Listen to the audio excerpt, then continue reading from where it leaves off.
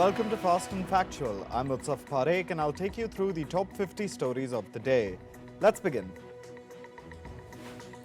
Cyclone Biparjoy made landfall near Jakhau port in the Indian state of Gujarat on Thursday evening. At least 2 people have died and 23 are injured. The cyclone caused widespread rains, storm surges and damage across Gujarat's western coastline. The cyclone is now heading towards the Indian state of Rajasthan. Russia has announced bonus payments for troops who have destroyed Western tanks being used by Ukraine. These include the German-made Leopard tanks and US-supplied armored vehicles. The move is part of a wider reward scheme. More than 10,000 Russian servicemen have received individual bonuses since the start of the conflict.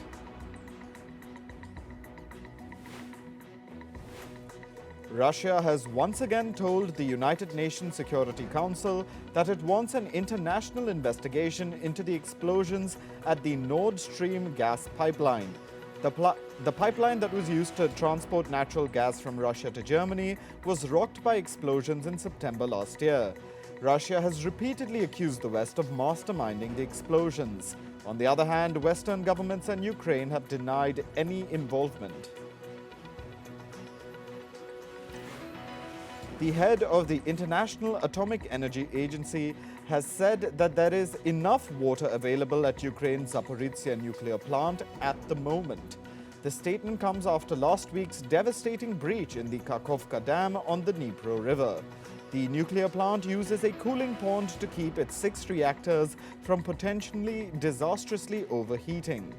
Before the Kakhovka Dam was breached, its reservoir was used to refill the cooling pond.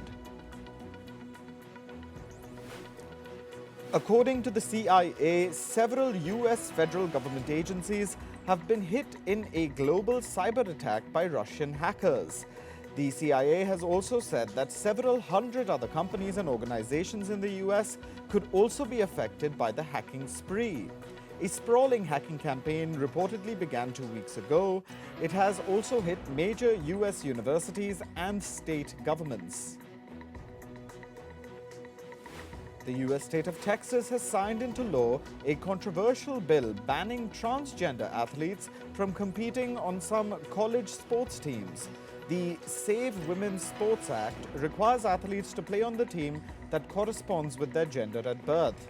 The new law also allows civil lawsuits against colleges and universities over suspected violations. South Korea's military has released still photos of rocket parts used in North Korea's failed satellite launch. North Korea failed to launch its first military satellite on May 31st. The satellite's booster and payload plunged into the sea. South Korea has been conducting operations to salvage the parts off the country's west coast ever since. 9 Egyptian nationals have been arrested in connection to a deadly migrant shipwreck off the coast of Greece. Reports suggest up to 750 people were packed on the fishing boat when it capsized and sank on Wednesday morning. The death toll of the accident stands at 79 and is expected to rise. Local media reported that the ship departed from Egypt and stopped at the Libyan port of Tobruk before setting off for Italy. Pope Francis was discharged from a hospital on Friday morning. He underwent surgery to repair an abdominal hernia and was hospitalized for 9 days. 86-year-old Pope Francis left Rome's Gemelli Hospital in a wheelchair. He waved at reporters and well-wishers as he was taken to a waiting car. Japanese lawmakers have adopted a legislation to raise the country's age of sexual consent to 16 from the current 13. The bill cleared the Japanese parliament's upper house in a unanimous vote. The legislation also clarifies rape prosecution requirements and criminalizes voyeurism. Japan's age of consent had been unchanged since 1907, with children aged 13 and above deemed capable of consent. Pakistan's government has shared the social media profiles of ex-Prime Minister Imran Khan and several leaders from his party with the country's Federal Investigation Agency. The profiles have been shared to conduct a forensic test for allegedly sharing controversial anti-state content between March 8th and May 9th. A total of 23 links from Instagram, Facebook have been sent to Pakistan's FIA. The United Nations has said that it's appalled and deeply shocked at the killing of Sudan's West Darfur governor. The Sudanese armed forces have blamed the Rapid Support Forces paramilitary group for this crime. They're accusing the RSF of kidnapping and killing the governor on Wednesday. The RSF has denied any involvement.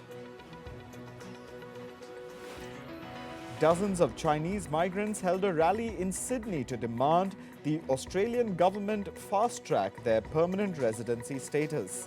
The rally was organised after Australia placed their controversial Golden Visa program on hold.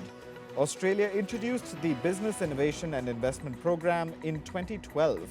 It aimed to attract wealthy business owners, investors, and entrepreneurs.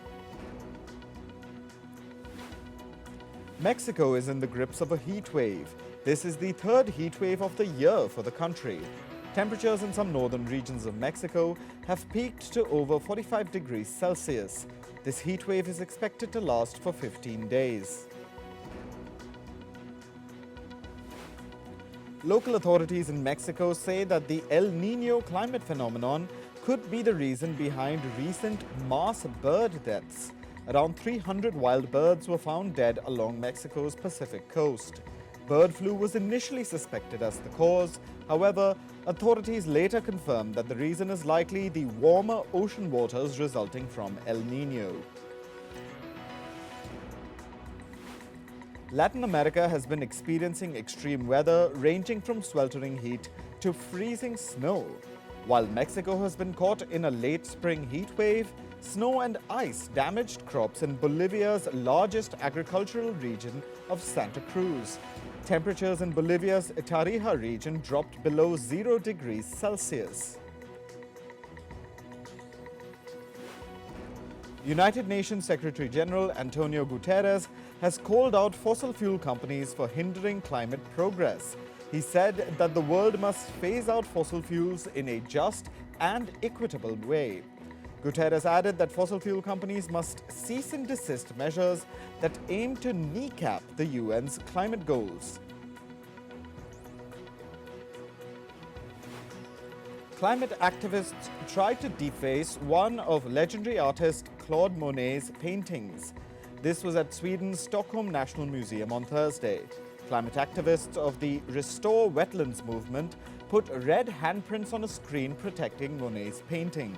The activists then highlighted the need to ban peat mining and restore the wetlands. The painting, on loan from the Orsay Museum in Paris, is unharmed. The activists were arrested. A tornado in Perrytown in the U.S. state of Texas has left wide-scale destruction in its wake. The tornado tore apart trailer homes and uprooted telephone lines and electricity poles. Traffic in the area came to a standstill due to the damage.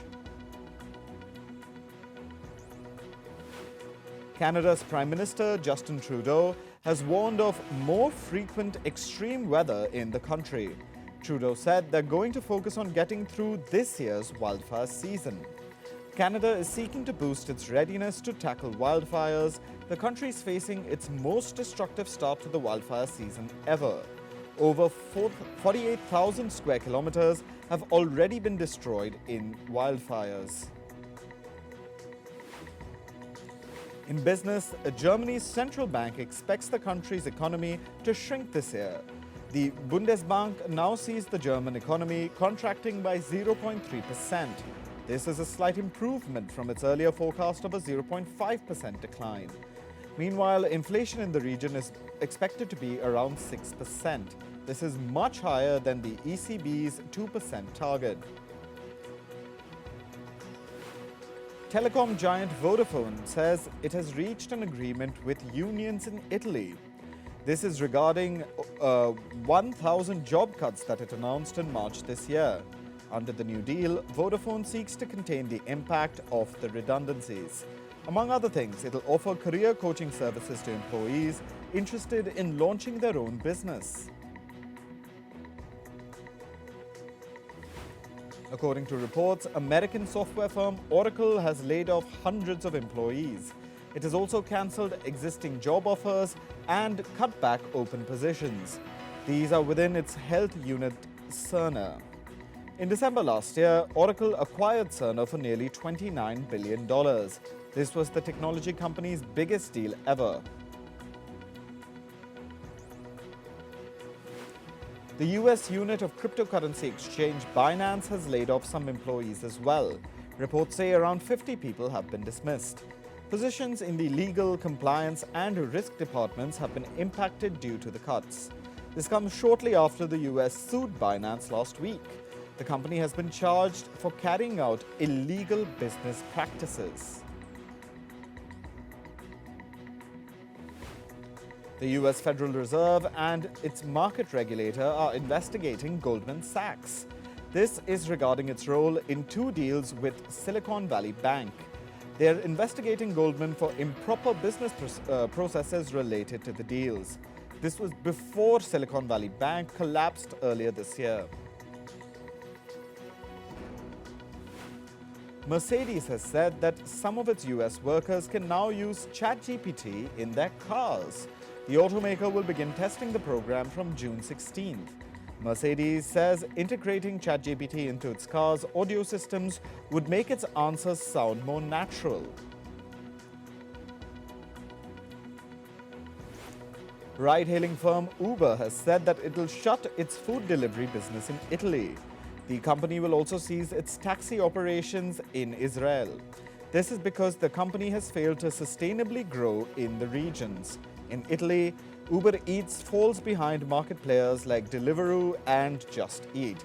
Meanwhile, Get Taxi and Yango are ahead of Uber in the Israeli cab services market. Scientists from the Italian Institute of Technology are developing a new humanoid robot. It'll be designed for efficient locomotion. The robot will be able to do all the heavy and dangerous jobs of manual workers. Scientists hope this could become a work companion in the future. Google's parent company Alphabet has issued warnings to its employees about how they use AI chatbots. This includes the in-house chatbot Bard. The company is advising its employees to not enter confidential material into AI tools. This is despite Google marketing its program around the world.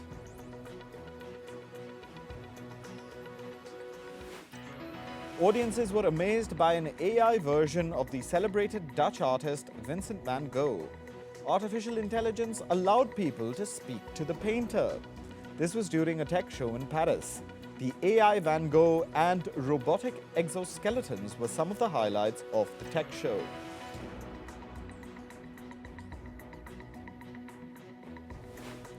Moving to sports, in cricket, Rohit Sharma is likely to be rested for part of the upcoming Test series against West Indies. Sharma will be taking a break owing to his drop in form. Helmed by Sharma, India faced a crushing defeat against Australia in the World Test Championship final. India's tour of West Indies is slated to start from July 12th this year.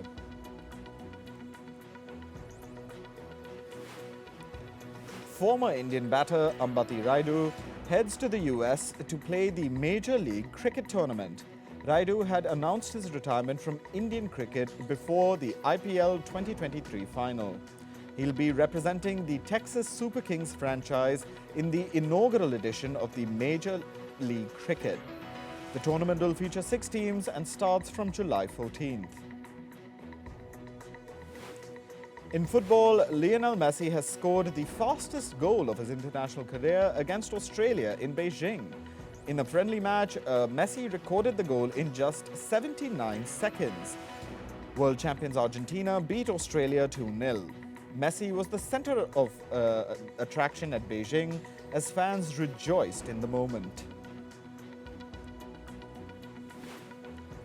Spain beat Italy 2-1 in the UEFA Nations League semi-final. Spain's Yeremy Pino smashed a goal in the second minute. Italy's Ciro Immobile scored an equalizer in the 11th minute. After a gripping first half, Spain's Mato Joselu scored an 88th minute winner. Spain will now face Croatia in the finals of the UEFA Nations League on the 19th of this month. Italian League champions Napoli have named Rudi Garcia as their new coach. However, the length of Garcia's contract has not been specified. Garcia had earlier managed Serie A club AS Roma from 2013 to 2016. He's also coached the Saudi Arabian side Al Nassr last season and led them to second place in the Saudi Pro League. In tennis, world number 3 Daniil Medvedev exited the S. Hertogenbosch. The S. Hertogenbosch, also known as Den Bosch, is a Dutch tennis tournament. Medvedev lost 4-6, 6-4, 6-2 to Frenchman Adrien Manarino. Manarino had previously won the Dutch tournament in 2019.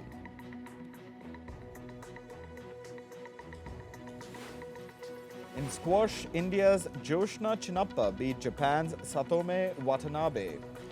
Chinnappa has paved her way to the semi-finals.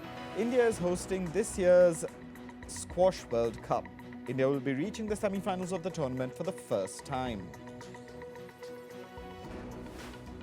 In badminton, India's HS Pranoy and Kidambi Srikanth qualified for the quarterfinals of the Indonesia Open. The Indonesia Open is being held in the capital Jakarta. However, Indian star and double Olympic medalist PV Sindhu has been eliminated from the tournament. Moving to Formula One, Lewis Hamilton believes that Max Verstappen can surpass his record. Verstappen has 63 race wins. He is 63 race wins behind Hamilton. Hamilton holds a record of securing 103 race wins. Currently, Verstappen leads the World Championship with 5 wins this year already.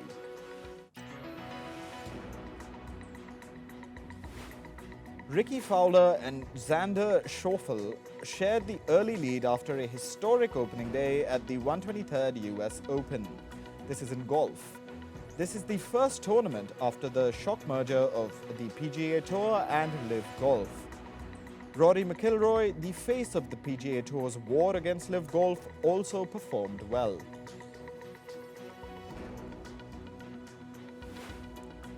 In entertainment, rapper Snoop Dogg has deferred his Songwriters Hall of Fame induction until 2024. The rapper cited personal reasons for the decision. Snoop Dogg is the second of 7 songwriters to back out from being inducted in the class of 2023. Snoop Dogg now intends to be inducted with the class of 2024 on the 13th of June next year. Rapper Kid Cudi has revealed the lineup for his Moon Man's Landing Festival. The second edition of the event will feature performances by rappers Lil Uzi Vert and Coi Leray. The Moon Man's Landing Festival will take place on the 19th of August in Cleveland in the US.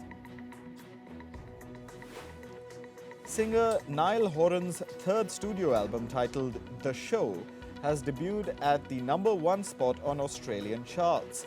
His last 2 albums had peaked at the runners-up position on the ARIA Albums chart. To support the album, Horan will begin The Show Live On tour in Australia between April and May next year. The honorees for the 2023 Black Music Month class have been announced. Rappers Queen Latifah, Lil Wayne and Busta Rhymes are among the inductees this year. They'll be part of the Black Music and Entertainment Walk of Fame. The artists will be given the crown jewel of excellence at the ceremony. The schedule for the 2024 People's Choice Awards has been announced. The event will take place on the 18th of February in California. This will be the first time that the show will air in the first quarter of the year since 2017. This will also be the first time that the telecast will stream live on the app Peacock.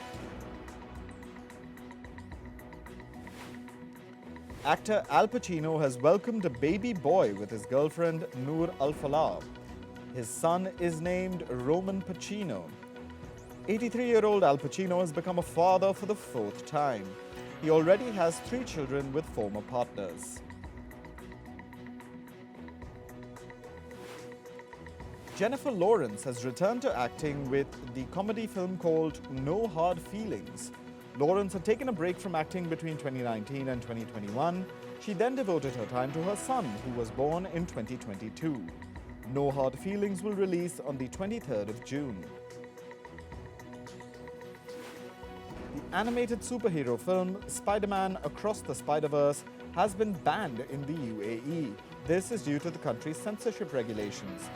It's been reported that a scene involving a transgender flag that reads "Protect Trans Kids" is the reason behind the ban. Marvel Studios' superhero film The Incredible Hulk is coming to streaming platform Disney+. The film will be available from the 16th of June. The Incredible Hulk, originally released in 2008, it stars Edward Norton, Liv Tyler, and Tim Roth.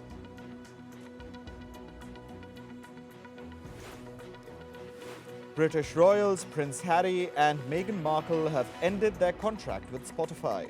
As a result, Markle's podcast Archetypes will not be returning for a second season. The royal couple had signed a $20 million deal with the music streaming app in 2020.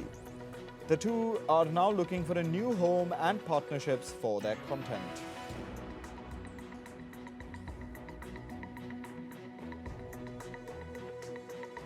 That's all for this episode of Fast and Factual. Thank you for watching. Stay tuned to Firstpost.